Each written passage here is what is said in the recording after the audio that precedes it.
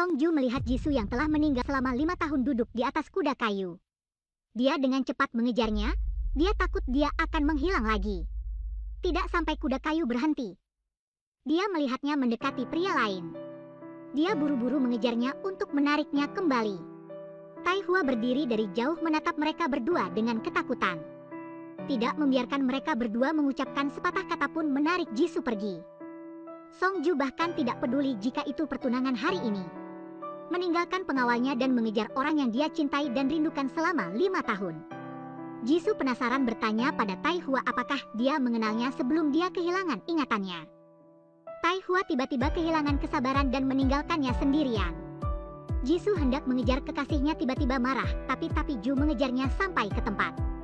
Apakah kamu mengenalku? Apakah aku Kim Jisoo? Tidak, kamu Han Jengseo. Sekali lagi aku memeluk Jisoo. Tidak peduli berapa banyak dia menyangkalnya, dia tidak akan percaya apa yang dia katakan.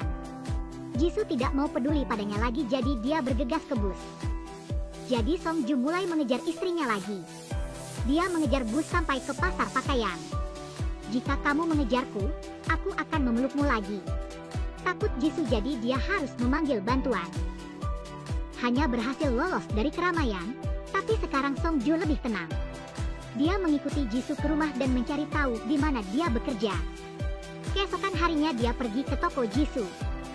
Saya ingin mengkonfirmasi apakah orang ini adalah Jisoo. Bisakah Anda mengubah tombol untuk saya? Maaf, saya sedang sibuk sekarang. Jika saya membeli semuanya, Anda tidak perlu khawatir lagi.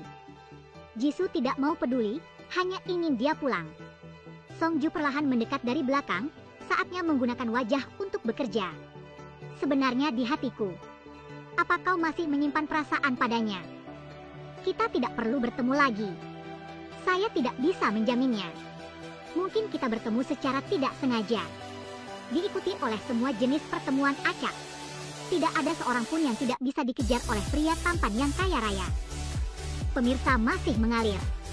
Setelah menyelidiki, Song Ju mengetahui bahwa dia tinggal bersama ayah dan putranya. Saya kira mungkin mereka berdua hidup bersama. Dan pria itu adalah pelukis dinding kali ini. Song Ju datang di depan musuh cinta untuk diselidiki. Perkenalkan diri Anda sambil menunjukkan kartu nama Anda. Tai Hua mendengar bahwa dia adalah Song Ju dan terlalu takut untuk mengatakan apapun. Yuri juga mendengar tentang ini. Song Ju tidak muncul di pesta pertunangan tempo hari. Dia kemudian menjelaskan bahwa dia bertemu Jisoo. Hari itu, dia sangat marah sehingga dia mengancam akan bunuh diri. Sampai sekarang, ketika dia bertemu kakaknya lagi, dia menebak bahwa dia pasti Jisoo yang asli. Dia pergi mencari kakaknya, hanya untuk mengetahui bahwa Jisoo telah kehilangan ingatannya. Makanya gak pulang, senang pas dengarnya. Matamu dan suaramu. Bahkan perasaannya sama. Tapi aku tidak mengenalmu. Setelah mengetahui tentang kehilangan ingatan Jisoo, Yuri sangat gembira. Setelah 5 tahun terakhir, dia tidak perlu terlalu khawatir lagi. Hari berikutnya dia menyarankan membiarkan merek-merek kecil berjualan di mall. Song Ju melihat bahwa nama toko Jisoo juga ada di daftar. Dia tersenyum dan mengangkat kedua tangannya setuju. Tapi saat Yuri dipanggil untuk mengundang, Jisoo menolak. Sangat sulit baginya untuk membuka toko. Bagaimana saya bisa menjualnya kepada orang lain? Karena aku ingin Jisoo datang ke tempat kerjaku. Dia diam-diam membeli tanah toko Jisoo dan paksa dia untuk segera pindah. Tanpa tempat lain, Jisoo baru saja pindah untuk berjualan di mall. Ketika Yuri bertemu Jisoo datang untuk bekerja, dia benar-benar terkejut. Tidak butuh waktu lama bagi saya untuk berhenti khawatir, sekarang saya harus khawatir lagi. Saat ini Jisoo juga datang ke kantor penanggung jawab. Saya manajer pengembangan produk, ayah lagu Ju.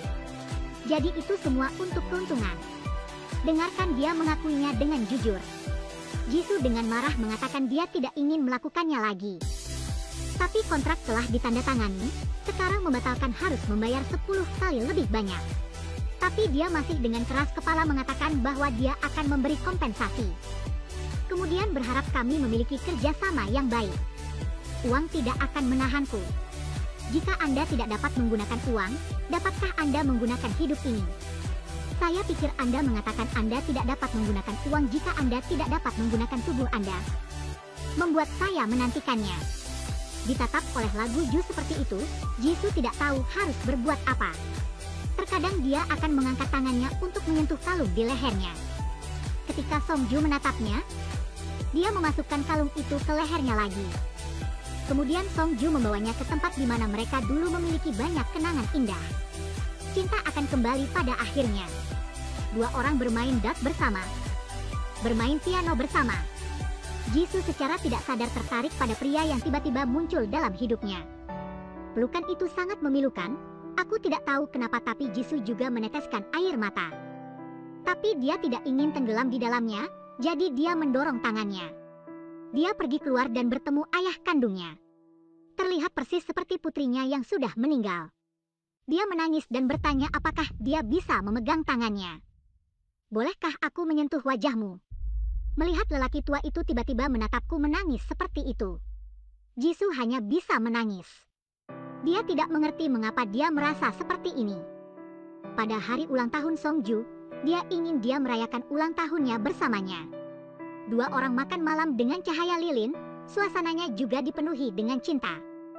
Pada saat ini, Taehwa menelepon. Ketika Jisoo melihatnya, dia mengeluarkan baterai ponselnya. Jelas dia tahu bukan seperti itu, tapi hatinya tidak bisa mengendalikannya. Hanya melihat pria di depanku membuat hatiku sakit. Sakitnya tak bisa berkata-kata. Ketika Jisoo hendak pergi, Songju menjadi terlalu bersemangat dan menariknya kembali. Songju dengan bersemangat menariknya kembali, sejak pertama kali dia bertemu dengannya. Dia pikir dialah yang dia cari.